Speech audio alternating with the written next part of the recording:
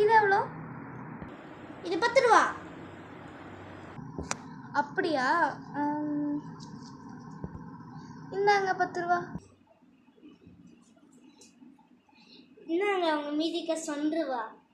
கையில் கொடுங்க. இந்தாங்க உங்கள் 1 ரூபா.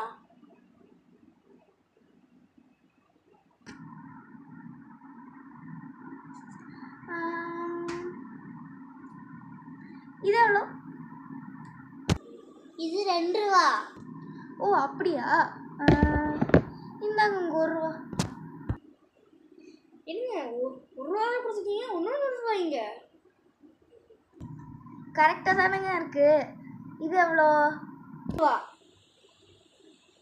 10 ரூபா. 10 ரூபாயா? இது எவ்வளோ? 2 ரூபா.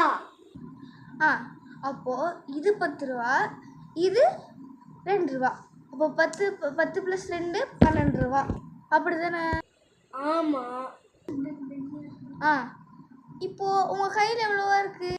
12 ரூபா. அப்போ கணக்கு கரெக்டாக தானேங்க இருக்குது. ஆமாம். சரி, அப்போ நான் வரேங்க. ஆக்டிங் எப்படி 1 ரூபா மிச்சம்.